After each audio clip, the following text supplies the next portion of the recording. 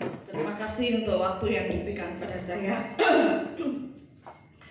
Saudara yang terkasih dalam Tuhan, puji syukur pada Tuhan jika di masa pandemi yang sudah berjalan 1 tahun lebih ini, kita masih diberikan kemurahan oleh Tuhan untuk menikmati hari kita sampai saat ini ya. Kalau kita melihat di waktu-waktu yang terlalu, bagaimana ada teman-teman kita yang sudah lewat ya, ada juga orang tua teman saya yang berpulang pada Tuhan karena COVID ya. Mereka hanya dalam waktu selisih seminggu orang tua teman saya dipanggil Tuhan. Dan kalau kita saat ini ada di tempat ini, semua hanya karena kemurahan Tuhan saja ya saudara.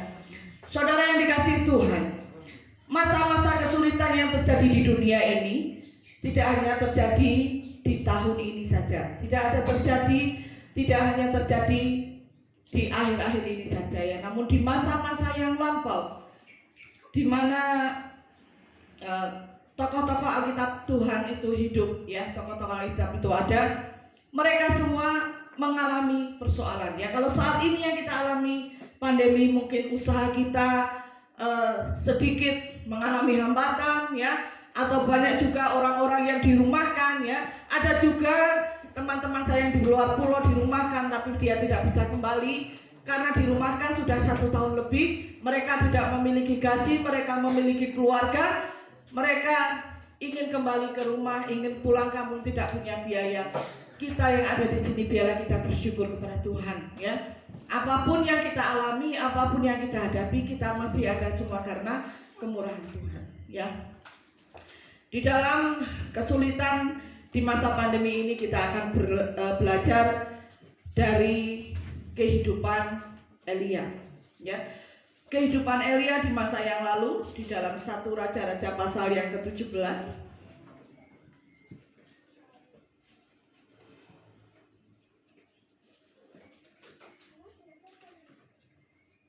1 Raja-Raja pasal 17 ayat yang ke-7 dimulai. Sebelumnya saya akan seperti dari ayat yang pertama. Lalu berkatalah Elia orang Tisbe dari Tisbe Gilead kepada Ahab, demi Tuhan yang hidup, Allah Israel yang kulayani, sesungguhnya tidak akan ada embun atau hujan pada tahun-tahun ini kecuali kalau ku katakan ya. Pada masa itu Ahab yang menjadi raja atas Israel, tetapi Ahab tidak seperti leluhurnya yang menyembah kepada Tuhan, dia menyembah kepada allah-allah yang lain ya. Dimana saat itu adalah Elia memiliki satu ketetapan untuk menyembah kepada Tuhan ya. Dan untuk membuktikan bahwa Allah yang Elia sembah adalah Allah yang hidup, maka Elia mengatakan, sesungguhnya tidak akan turun embun ataupun hujan pada tahun-tahun ini kecuali kalau aku mengatakan, dan itu benar-benar terjadi ya. Saat tidak ada embun, saat tidak ada hujan yang turun, maka kekeringan terjadi di dalam seluruh Israel ya. Kekeringan itu terjadi ya. Dan Elia ini selama musim kekeringan itu dia tinggal di sungai Kerit. Tetapi lama-kelamaan sungai itu pun menjadi kering. Sungai Kerit menjadi kering ya. Lalu Tuhan berfirman pada ayat yang ke-7, tetapi sesudah beberapa waktu sungai itu menjadi kering, sebab hujan tiada turun di negeri itu. Maka datanglah firman Tuhan kepada Elia, bersiaplah pergi ke Sarfat yang termasuk wilayah Sidon, dan diamlah di sana. Ketahuilah, aku telah memerintahkan seorang janda untuk memberi engkau makan. Tuhan memerintahkan Elia untuk pergi ke Sarfat ya, karena di sana Tuhan sudah memerintahkan seorang janda untuk memberi engkau makan. Kalau kira-kira kita yang mengalami itu, mungkin yang ada di dalam pikiran kita, oh Tuhan memerintahkan saya pergi ke Sarfat, ada seorang janda yang akan memberi aku makan. Mungkin bayangan kita saat ini adalah seorang janda yang kaya raya ya, yang banyak duitnya ya. Yang mungkin janda yang fenomenal di Indonesia adalah seperti Musdalifah ya, seorang janda yang miliarder ya. Tetapi setelah Elia sampai di sana, hal yang terjadi jauh di luar pikiran kita sebagai manusia. Janda itu bukan janda yang kaya. Sekalipun janda itu kaya, mungkin kekayaannya sudah berkurang karena adanya kekeringan di Israel. Demikian juga seperti yang terjadi hari-hari ini, baik di Indonesia maupun di belahan dunia yang lain. Banyak usaha gulung tikar, ya. Banyak orang-orang yang punya usaha kembali pulang kampung. Kenapa kamu pulang kampung di sana usaha macet? Usaha saya banyak diutang orang, ya. Orang tidak membayar, saya harus bertahan hidup karena saya sudah punya anak, mau tidak mau pulang kampung, ya. Janda di Sarfat ini bukan janda yang kaya. Kita perhatikan di dalam ayat-ayat selanjutnya, di sini mengatakan, sesudah itu, bersiaplah pergi ke Sarfat, dan Elia ini taat kepada Tuhan. Sesudah itu ia bersiap lalu pergi ke Sarfat. Setelah ia sampai ke pintu gerbang kota itu, tampaklah di sana seorang janda sedang mengumpulkan kayu api. Ia berseru kepada perempuan itu, katanya, cobalah ambil bagiku sedikit air dalam kendi supaya aku minum. Ketika perempuan itu pergi mengambilnya, ia berseru lagi, cobalah ambil juga bagiku sepotong roti. Perempuan itu menjawab, demi Tuhan Allahmu yang hidup, sesungguhnya tidak ada roti padaku sedikit pun, kecuali segenggam tepung dalam tempayan dan sedikit minyak dalam puli-puli. Dan sekarang aku sedang mengumpulkan 2-3 potong kayu api. Kemudian aku mau pulang dan mengolahnya bagiku, bagi anakku, dan setelah kami memakannya, maka kami akan mati. Segenggam tepung dan sedikit minyak, ya. Kalau mungkin kita dalam situasi, dalam kondisi seperti Elia, lalu kita manut sama Tuhan ke Sarfat, mungkin kita akan merasa kecewa. Tuhan, katanya aku disuruh ke Sarfat, ada seorang janda yang akan memelihara aku, ternyata janda yang aku temui cuma punya segenggam tepung, sedikit minyak, ya. Akan diolah menjadi roti, itu pun roti yang sangat sederhana, ya. Segenggam tepung dan sedikit minyak, ya. Apalah artinya itu di masa-masa kekeringan. Janda ini pun mengatakan, aku akan mengolahnya bagiku dan bagi anakku, lalu kami memakannya, dan sesudah itu kami akan mati. Karena janda itu sudah benar-benar tidak memiliki apa-apa, hanya segenggam tepung, hanya sedikit minyak, ya. Tetapi Tuhan memanggil kita sebagai anak-anak Tuhan. Tuhan tidak pernah berjanji ketika engkau mengikut aku tidak ada masalah dalam hidupmu, tidak. Yang ketika Israel keluar dari Mesir, Tuhan tidak berjanji tidak ada masalah, tidak. Mereka tetap dikejar oleh bangsa Mesir. Mereka menghadapi laut yang sangat besar, ya. Mereka punya masalah yang besar setelah mereka keluar dari Mesir. Mereka membutuhkan air, mereka membutuhkan roti yang banyak, tetapi saat di dalam kesulitan, di situ Tuhan menunjukkan kuasanya. Bagaimana dia memelihara bangsa Israel dalam kebutuhan makan, dia bisa menurunkan mana. Saat bangsa Israel menginginkan daging, dia mengirimkan burung-burung untuk dimakan. Saat sungai kering menjadi kering, Tuhan mengirimkan Elia kepada janda Sarfat yang hanya memiliki segenggam tepung dan sedikit minyak. Apalah artinya itu? Tapi saat Elia berketetapan untuk mengikut Tuhan, dia menjadi pribadi yang taat. Segenggam tepung dan sedikit minyak. Kalau kita baca selanjutnya di ayat-ayat selanjutnya, ini akan memelihara janda itu, anak itu dan Elia sampai masa kekeringan itu habis. Apa rahasianya? Rahasia yang terjadi, kenapa kuasa Tuhan, mujizat Tuhan terjadi pada Elia dan janda Sarfat ini, adalah ketaatan. Saat Tuhan memerintahkan Elia untuk pergi ke Sarfat, dia taat. Saat Elia berkata kepada janda Sarfat ini, ya, saat janda ini mengatakan, kemudian aku mau pulang dan mengolahnya bagiku dan bagi anakku, dan setelah itu kami memakannya, maka kami akan mati. Tetapi Elia berkata kepadanya, janganlah takut, pulanglah, ya. Elia berkata, pulanglah, buatlah seperti yang kau katakan, tetapi buatlah lebih dahulu bagiku sepotong roti benar kecil daripadanya, dan bawalah kepadaku. Kemudian barulah kau buat bagimu dan bagi anakmu. Mungkin kalau kita ada di dalam posisi seperti janda Sarfat, punya cuma segenggam roti dan segenggam tepung dan sedikit minyak, kok masih diminta? Apakah bila saat ini kita di dalam posisi seperti janda Sarfat, saat ini pandemi terjadi di mana-mana, kesulitan terjadi di mana-mana, dan yang kita miliki hanya sedikit, apakah saat Tuhan meminta kepada kita, ya, utamakanlah aku, ya, utamakan aku, berilah bagiku, apakah kita mau memberi seperti janda Sarfat ini? Saudara yang dikasihi Tuhan, kuasa Tuhan dulu, sekarang, sampai selama-lamanya tetap sama. Ya, kuasa Tuhan dulu, sekarang, sampai selama-lamanya tetap sama. Dia tidak berubah.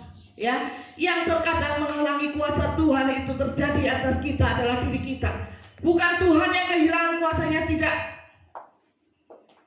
Ya, Tuhan tidak pernah kehilangan kuasanya. Dengan atau tanpa kita, Dia tetap Tuhan. Ya. Dengan atau tanpa kita menyembah Dia, Dia tetap Tuhan yang penuh kuasa.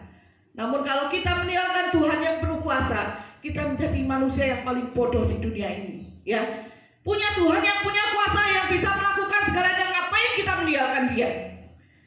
Ya, meskipun yang dimiliki hanya segenggam tepung, sedikit minyak, mungkin di mata manusia apalah artinya itu, tetapi Tuhan bisa melakukan mujizat dengan yang sedikit itu.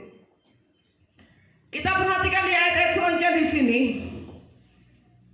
Sebab beginilah firman Tuhan Allah Israel, tepung dalam tempayan itu tidak habis, dan minyak dalam buli-buli itu pun tidak akan berkurang, sampai pada waktu Tuhan memberi hujan ke atas bumi.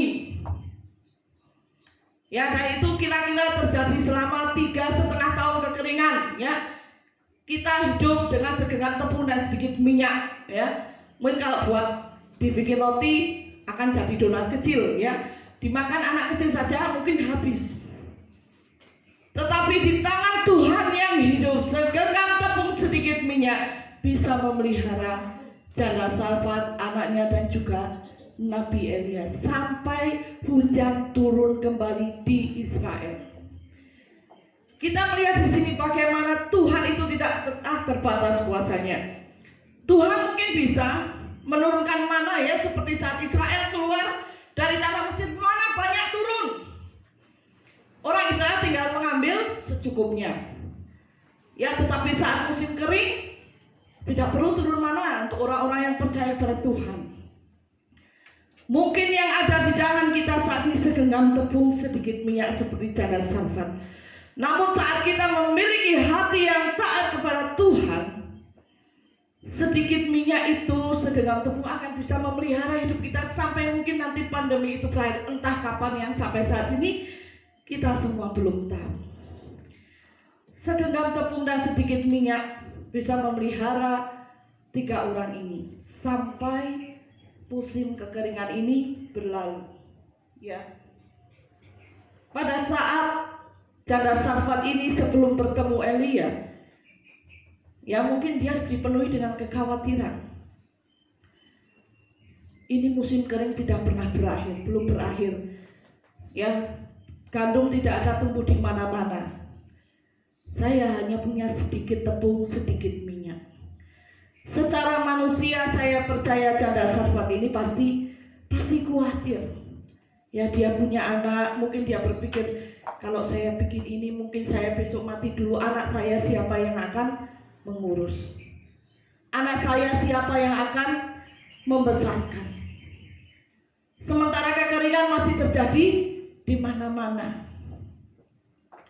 Saudara yang dikasihi Tuhan, saat Elia datang kepada janda Sarfat ini, Elia meminta roti. Janda Sarfat ini mengatakan apa yang sebenarnya terjadi. Dan Elia mengatakan, pulanglah, buatlah dahulu satu bundar roti kecil. Saat janda janda ini taat. Ya, dia bikin dulu untuk Elia. Ternyata gandum tidak habis, minyak masih ada. Dia bisa bikin lagi untuk anaknya dan untuk dia, dan gandum itu tetap masih ada, minyak itu masih ada. Saudara yang dikasihi Tuhan, mungkin saat ini berkat yang ada di tangan kita hanya sedikit. Namun dengan sedikit berkat yang ada, kita masih berani untuk beribadah, kita berani untuk mengutamakan Tuhan, dan kita melihat bagaimana besok Tuhan memberikan berkat lagi kepada saya. Mungkin tidak sebanyak mana yang turun saat bangsa Israel keluar dari Mesir, ya, tetapi dengan sedikit barang atau dengan banyak barang, Tuhan bisa memelihara umatnya. Dengan mana yang sekian banyak cukup untuk sekian banyak orang Israel, Tuhan bisa memelihara bangsa Israel. Dengan sedikit tepung dan sedikit minyak, Tuhan bisa memelihara janda Sarfat, Tuhan bisa memelihara anaknya, Tuhan bisa memelihara Nabi Elia. Saudara yang dikasihi Tuhan, kalau saat ini kita memerlukan mujizat, mungkin kita punya masalah yang besar, yang kita punya adalah hanya sedikit barang. Kita hanya punya sedikit yang kecil.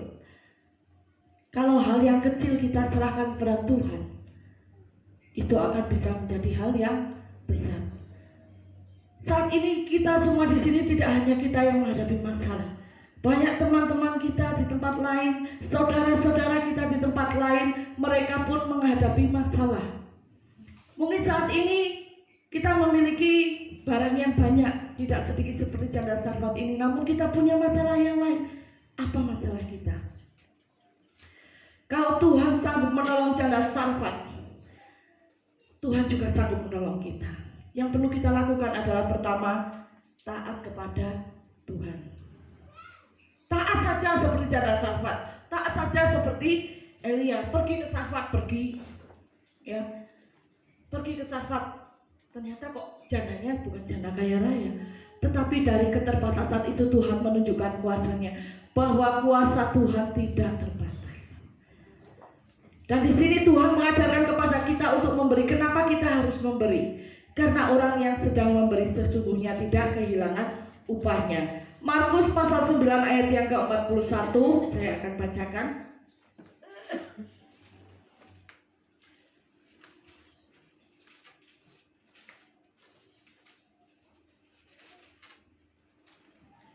Markus pasal 9 ayat 41, kita semua perhatikan. Aku berkata kepadamu, sesungguhnya barang siapa memberi kamu minum secangkir air oleh karena kamu adalah pengikut Kristus, ia tidak akan kehilangan upahnya. Ya. Jadi sebagai pengikut Kristus, kita jangan takut untuk memberi. Jangan takut, kita jangan batasi kuasa Tuhan.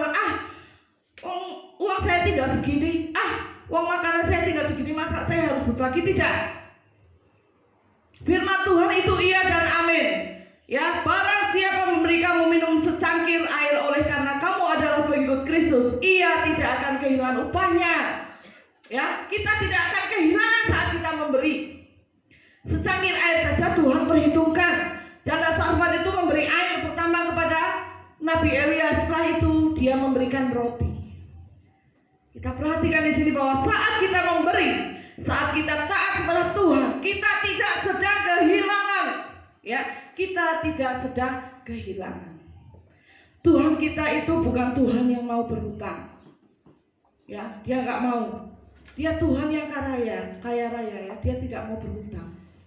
Secangkir saja kita tidak akan kehilangan upahnya. Ya, kenapa kita harus memberi?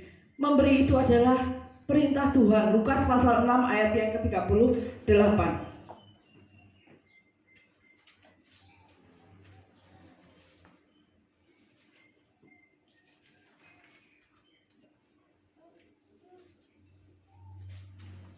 Lukas pasal 6 ayat 38 saya akan bacakan.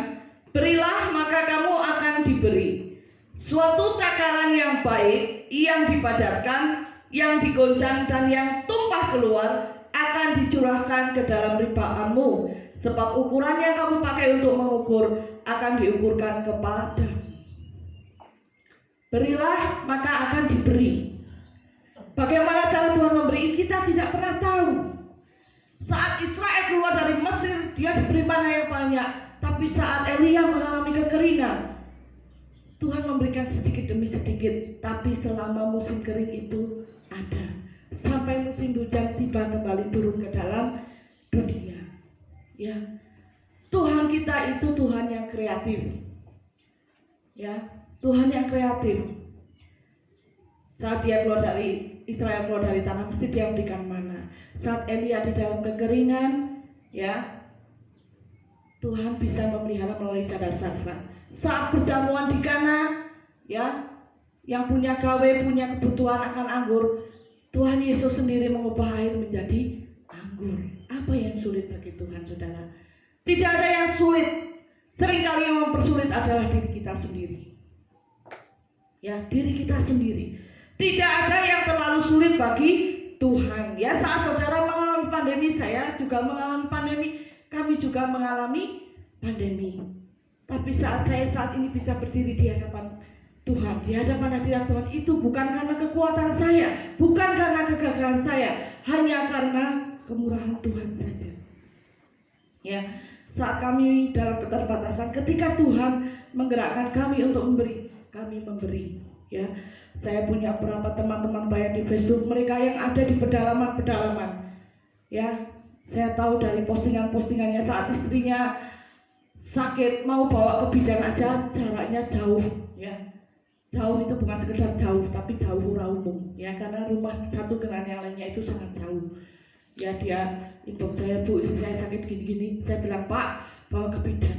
Jarak rumah saya ke bidan itu jauh. Kalau kita sakit, ya, kita tinggal di Wonosobo, kita mau ke bidan dekat. Ya, di mana-mana hampir di setiap kampung ada bidan. Kita bersyukur meskipun kita di masa pandemi ini kita masih bisa survive, kita mungkin berusaha menghasilkan sedikit, bersyukur pada Tuhan. Ingat, cadar Sarfat juga hanya punya sedikit, tapi dia mau taat. Sedikit minyak, sedikit tepung. Ya, saat teman ini dalam kesulitan, dia mau gerejanya juga masih dari papan, ya, mau ada renovasi, dia unggah di Facebook, saya berjualan ada sedikit berkat. Saya bilang sama suami saya pas mau keluar, tolong transfer sedikit. Saya nggak kenal secara pribadi dengan dia, ya, tapi saya lihat postingan-postingan, dan kami ada satu grup pelayan Tuhan di Facebook, itu ada dalam satu grup, kita sering berkomunikasi, dan ternyata saya memberi sedikit, ternyata ditambahi oleh suami saya. Saat kita memberi, secangkir air tidak akan kehilangan upahnya. Tidak lama setelah itu datang berkat untuk keramik bagi gereja.